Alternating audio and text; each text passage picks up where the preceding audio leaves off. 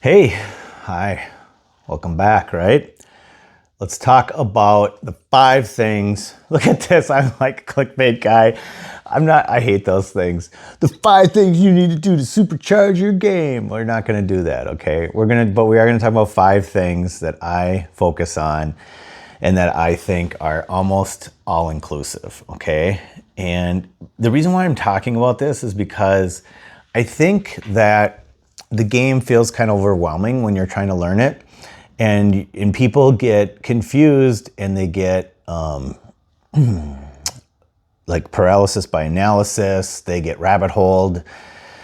They have issues, right? And I was thinking about it and talking about it, and Jolie asks me a lot. Like Jolie and I talk a lot, and he was asking me, well, you know, why is it this way and why is it that way, and why do players do this and why do players do that, and why do some players make it to a certain level and some don't, or most don't. And you know, he's like, hey Josh, you're not like Albert Einstein, but yet you seem to figure stuff out pretty well. And it's true, I am no Albert Einstein, but it is also true that I figure stuff out pretty well. I've figured out a lot of things like marriage, family, golf, bowling, pool, lifting a little bit, things. Teaching, coaching, not just playing pool, but teaching and things. So I low-key know how to kind of solve for things and figure out how to execute and all that. And so what is it that I do? And it's the thing that I do the most, and I can see it with my students and people that I train, is that I keep it simple, okay? I talk about Hulk smash. Oh, I Hulk smash this, I Hulk smash that. This is my Hulk smash way to do that. And it's a little cheeky, and I get it, but it's also like my chips are in with that strategy, and I believe in that, and I believe it's effective. And so like Hulk smash, when I'm getting coached, what does my coach say? I do that 1,000 times. It seems to work out for me, okay? I have a problem with, I mentioned this before in the past, mental game stuff. So I go, okay, who's the strongest mentally strongest person in the world? Like David Goggins? Okay, Goggins, I watch about a half hour of what he has to say. He's super dynamic, and I'm like, okay, chips are in. I've got his book. I had it on video, on tape, or whatever, audio, and I listened to it a dozen times, straight through, multiple times. Jordan Peterson, okay? I wanted to get better as a human being, better as a man. Jordan Peterson, hundreds of hours of listening to Jordan Peterson over and over and over and over again, okay? And that's just what I do. I don't doubt, I don't question, I just move forward with learning, right? And okay, so that's my approach, and that is what works for me, okay? Now, you guys can do your approach and what works for you and what doesn't work for you, but I'm sharing with you as a person that knows how to get good at shit and knows how to improve in my life in different areas, that this is what I do, okay? And so with pool, I've made it very simple, okay? And I've even simplified it to explain it to you guys, all right? There's 5 things, and we've talked about it, and we're gonna recap, okay? There's biomechanics. What happens with your stroke? What happens with your stance? What happens with your arm angles, your lever, things like that. Biomechanics are important.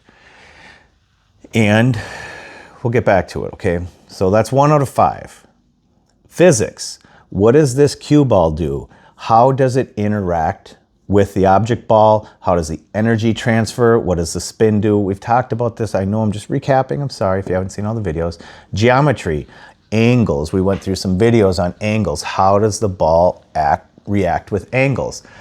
Strategy, we're starting to do these 8-ball strategy videos for beginners. I got one coming out for intermediate. I'll do a more like advanced. So we're gonna have those coming out, strategy, patterns, things like that.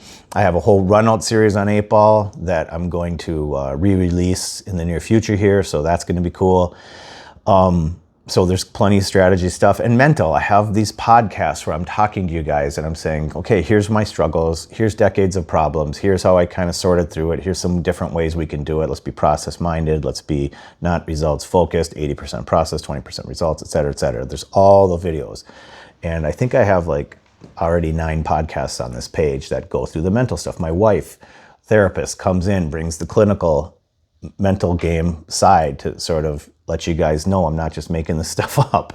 And she's awesome. She's cute and she's fun and I love her and she's my ride or die and she's just the best. So we have a mental coach along with me to help us through all this stuff. So we have these 5 areas, okay? And the key is there isn't one area that trumps all other areas. I mean, the game is mental, I get it, yes, but in would you do, like Joel was asking me, if a person really fought hard and they did these things, would that really make a difference? And the answer is yes, it does make a difference, but it's not all the difference, right? Because when I didn't understand physics and geometry and my biomechanics, I was really mental and strategy. And that's all I had. I didn't really understand how to learn the other stuff because I wasn't a learner. I was just a doer. So I wasn't a doer looking to improve in knowledge and improvement in those areas from my game. I just was like Hulk smash.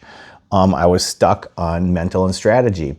And I thought, well, if I could play better patterns and I could be more, like mentally stronger, let's say, and it wasn't even working on being present back there or process minded. I was at times, and when I was able to do that, it was great, but it was more so I was sitting there trying to think, how do I just focus more? It's so jumbled. I didn't really have a path or an understanding or coaching or a way that was effective. All the coaching and all the things I had, they just didn't work, right? So now I've developed these areas. But what I'm saying is I could sit there and hold the candle over my hand and deal with it and be like totally Zen guy.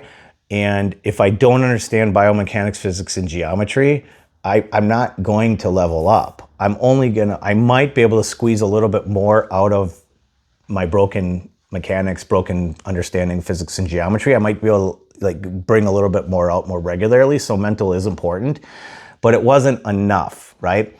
And I had somebody at the time that was a higher rated player, and over 700, and he was saying, it's mental for you. And I used to say, that's not right. It's not right. It's just not. But he was advising me, and I was always doubtful, but I would try to do better mentally. I'd try to do better mentally, and it just didn't work.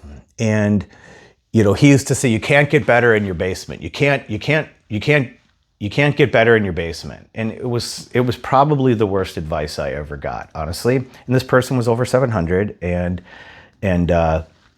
his thing was, you got to get out and compete. And I was like, well, if I don't understand the biomechanics, the physics, and the geometry at a 750 level, it's really tricky for me to just get there, and just go say, well, I'm just going to play enough until it happens. It's sort of like, yeah, it's possible. It's very old school. Honestly, it's kind of that mindset that I'm just going to gamble and hit sets and hit balls and gamble and hit sets and play 10 hours a day. And it's like, yeah, it kind of worked for me when I was younger, but it plateaued. We've already gone through how it didn't really work for me. It got me to a certain point, but not really. So my point is that I now understand that there are these 5 areas and they need to be all developed together in this relaxed way where none of them are necessarily more important than the other, because it's like a symbiotic kind of ecosystem, these 5 things. Like if you're really strong biomechanically, it's not enough, because you have to have strategy. You have to know what ball to shoot in what order, what time. You have to understand how physics work. If you just have a really straight stroke, but you really don't understand what's happening with the cue ball and the object ball and spin and all these things, you got problems. If you don't understand how angles work, you have problems, okay? If you're really good biomechanically, but your mental game is a little bit suspect, you're gonna have problems too. You could go down and say everything. If you had all the understanding of how this works, but you can't biomechanically make it happen because you got bad cue angle, or you have a jerky stroke, or something, or you have a flaw in your stroke that's whatever bad, you could just play that game and say that all of these areas can hurt you if you strategically don't know how to play, okay? I've seen people hit shots and hit shots and hit shots and hit shots and hit shots, and then watch them play 8-ball and struggle. And because they don't understand which ball to shoot in which order, at what speed, you know, and how to strategically play the game. And I can watch them struggle. And I see that, honestly, that's quite a thing that I see quite a bit, is the level of being able to pocket balls is very high. They might not have the cue ball, but they have the ball pocketing. But if they're missing the cue ball, which is the physics and geometry, but they have good biomechanics, mean like good eye patterns, good eye-hand coordination, and they're able to strike the ball and make it. That's more of like a biomechanics thing. They look like they should play really great, but then you can watch and see where they fall short. And so one of my things is, I'm trying to encourage people, when I watch them, if they come to me for coaching or whatever, I'm looking at these 5 areas and I'm saying, honestly, I'm assessing and I'm saying, how are you in these 5 areas? What do we need to work on? What are we doing wrong? Some people it might be mental, some people it might be strategy, some people it might be the geometry and physics, some people it might be biomechanics. So this is all I do as a coach and a teacher, and this is all I do for myself as someone trying to improve and work on their game. I just have these 5 areas and I just look at them and assess. So when I go to play, or I go to this league thing that we're doing, I'll watch the players because they're my friends, and I'm there to coach that team so that I can help them in these areas. And when I watch, this is the stuff I look for. And then if a person is like a potential student or somebody that I'm just watching, this algorithm is running in my head, and I'm looking, and most of the time, a lot of times on a bar table, it's strategy. That's why I'm making these videos. You know, so, and you can't have everything perfect, right? I mean, if you would, you'd be an 800 or plus, but I'm just looking at these areas and I'm trying to assess and I'm trying to encourage and trying to help and trying to teach in these areas, okay? So here's where people get hung up, all right? What I'm seeing out there is that it's not, people are potentially at times, quite a bit, depends on the person, they're not honest about some of these things, all of these things, or one of these things, okay? And that's the biggest thing that holds people back, is if you're not honest about these 5 areas and you think that you have no room to learn or grow in that area, or that you're good enough in that area, and it's really just this one area that I need to work on. If I could just work on my mental game, if I just, you know, I'm sorry, I don't even get excited, but I do hear it a lot where it's like, if I'm a 6-ball wonder or 6-ball runner, I'm a 7-ball runner, I miss the 8-ball, whatever. They think it's mental, and it's like, nope, it's strategic. You're shooting the balls in the wrong order. It is. Now, there are mental blocks, and people do miss 8 balls. I've missed 9 balls. I've had mental blocks. I get mental blocks with pool, and I understand choking and all that. I've choked. I've been a choker. I get all that.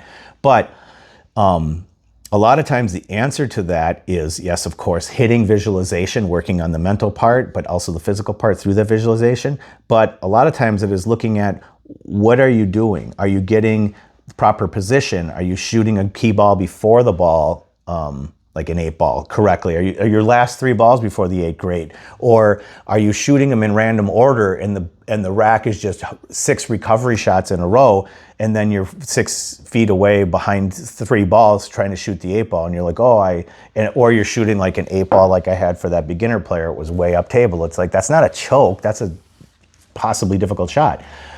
So I feel like I could say that my job, and it's a pretty tough job to have, is that I'm here to like bring honesty to people and reality to people. And I'm here to like I had a lesson today, and he said, you're calling me on my bullshit. And I'm like, well, bro, you know, you're a very good player, and I believe that he can be a great player, but not if I let him run his bullshit on me and himself. It's not going to help him, right? So say he's a 550 Fargo and we want to get him to 600, 625, 650. The reality is, if I let him make excuses or push back too hard on these areas and try to do it his way in these 5 areas, or say, no, it's not that area, it's this area, or maybe it's this, or maybe that. It's like, that's fine. I can do that, but it's a disservice to him, and it's not what he's there for, and that's not what I'm there for. And basically what I told him was, bro, if you're, you know, I don't even know what he is, he's a really good, he's a very good shooter. Maybe he's in 500s, 550s. I guess I don't really know. But he's a very good shooter, 550, let's say. And I'm like, I'm not here so you can get to 551 or 552 and we have you direct the training and you give me your ideas on how you think you should get better. No, you're here and you're paying me money because I am going to help you get to 600, to 625, to 650, depending on how hard he's willing to work and how much he's willing to listen and how much blocking he does with his brain, you know, and that's it. And so if somebody wants to like co-teach themselves with me and show me what they know and do those things and push back, it's totally fine. It's just not a good student for me. And it's not how I am. Like I've told you, when I went to Ron Benson for golf, the guy was like a stone cold killer. And I'm not saying I'm a stone cold killer. Everyone needs to listen to exactly what I say. I'm just saying it's suboptimal to push back on your coach. It just is. It just is. That now, for me, now if somebody wants to push back on their coach and they feel like that's how they get better, then that's fine. I'll refer them to another coach. I do that all the time. There's other coaches around in the state here that I know will let people run them over and push back on them. And I'm like, bro, you need to go talk to this guy because he's super nice and he likes money and he'll let you run the program. But it's like, nope, that's not what's happening. That's not what's going to happen with me. I don't need the money. I do need the money, but I don't. Not that way. And it's just suboptimal training and suboptimal learning, and I'm not going to be in a suboptimal training and learning relationship. I'm just absolutely not. So we got through it. We talked, and we even talked about this very conversation, and we had a really good open conversation about it. And the thing I would say is I don't know everything, but I do know quite a bit. And I'm there to coach and to teach. I'm not there to like necessarily collaborate, and I'm there to push back. So when people say they're uncomfortable and they don't like that, I'm not usually looking for to make them comfortable. I'm saying, if you're uncomfortable, this is where we learn, right? Like when I train pool, I don't come in and hit comfortable shots. I sit there and I say, what's the most uncomfortable shot I can shoot? And then I shoot it until I'm comfortable. And I just run that system, because as I hit uncomfortable shots and uncomfortable shots and uncomfortable shots, I get better and better and better, and I'm pushed harder and harder and harder. And so that's it. And so that's what I do as a coach. I push people, I call them on their bullshit, I make them do hard things, and I also encourage them, I build them up, I love them, I'm fun, I'm kind. I feel like I am really a great instructor for that reason. Everything you see here and how I am in the videos, that is me. It's not fake, it's totally authentic.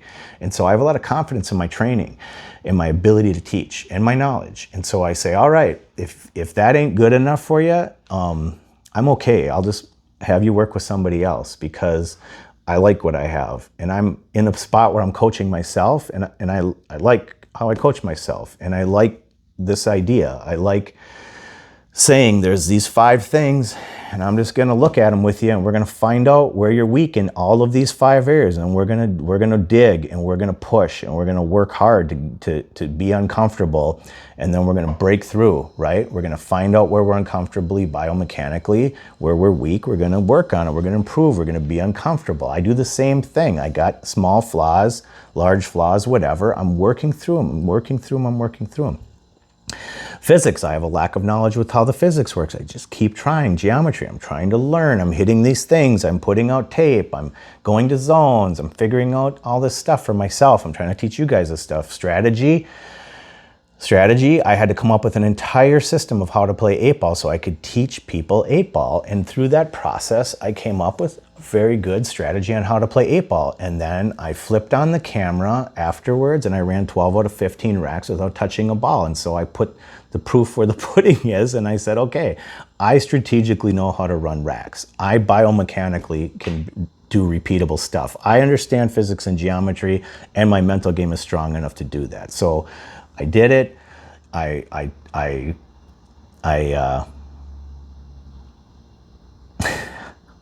Sick brag. What a weirdo. I'm just saying, like, I guess what I'm trying to say is that I'm doing it. I'm not just a guy that did this, 15 years ago. I'm doing it right now. I'm doing it when I turn on the camera. I'm doing it. And I'm just saying, I want you guys to do it too. And that's where my passion comes from. And so I call myself on my bullshit. I did it in another video. I'm like, man, that was what the banking video was today. I even did it in my banking video. I told you guys, I'm like, I'm hiding from banks because I made an excuse that the rails are Brunswick rails. Why would I practice on a Brunswick, And it's like, no, that's excuse. That's lazy. That's bullshit. It's not true. So that's it. That's all I'm saying. I'm trying to say that let's look at these 5 areas. Let's try to be super honest in these 5 areas. Let's be super calm. Let's relax about it. Let's be a little loose and understand we're just trying to learn this stuff together every day, push it through. And every time we have some sort of excuse, we need to look at it and say, where is that coming from? Why is it coming out of my mouth? And what can I do about it? I can accept it. I can own it. And I can change this serenity prayer, whatever, change the things, accept the things, whatever. Okay. That's not, I don't know, something like that. So that's it. And yeah, I just want to go over this stuff with you guys. There's 5 things. They're all important. We got to be honest with them ourselves in those areas and basically have humility. Okay. I was talking with Joel about this today. He called me and we talked for like 2 or 3 hours about something. And he basically said, hey, Josh, there's a certain point where he and I talk and he goes, I have no more pushback. I have no more anything. And I just ready to move forward. And I said, that's because you hit your bottom, basically. And I've hit my bottom, right? I've hit my bottom many times, like a broken hand, all this stuff, okay? I've bottomed out in this game, in this life that we live together. I bottomed out many, many, many times. So I know where the bottom is, okay? Many times. So the trick is, or the cool thing is, that thing that I appreciate most is it's brought me a level of humility, okay? So humble, I brag about being humble. What a douche. But what I'm saying is it brought me humility. So what happens, when I was telling Joel this, and I'll share with you guys, my bottom comes so fast now, right? Like Irene, we woke up today and I got on my phone right away and she called me out on it. And I'm like, oh, she's right. She's totally right. I rolled over and got on my phone and it was a mistake and it stung me and I felt embarrassed but I felt at my bottom immediately. I didn't make excuses. I didn't say, well, this and that, but I got this and I got this. And it's like, no, I'm just I absolutely was just boom at my bottom and okay, that was stupid. I'll try not to do that again. Right. Or if my kids do the same thing, it's they give me feedback and I'm bottom quick, man, that's not cool. That's not acceptable. I can't do that anymore. And I'm just saying that's a trick, not a trick, but a mindset, right? Where the more you can neurolinguistically program your brain to stop making excuses and to just move forward and take responsibility, the faster these things are going to get learned, the better your experience is going to be on the table, and it's actually going to transfer into your life. It just does. And that's what I'm here for. Like, I'm making these videos for you guys. Of course, I want you to play pool and have fun and learn pool and do all that. But my plan, my secret plan is I want you guys to experience what I've experienced. And that is a sense of peace, meaning calm, you know, the things that this game brings to me through the training and having to own this stuff and call myself on my BS and be more responsible. And so that's where it comes from. That's where all this comes from, you know. So anyways, I love you guys. Sorry I was a little rambly. These 5 things, top 5 things to be a pro level player in 6 weeks. Okay, we'll talk to you later. Bye.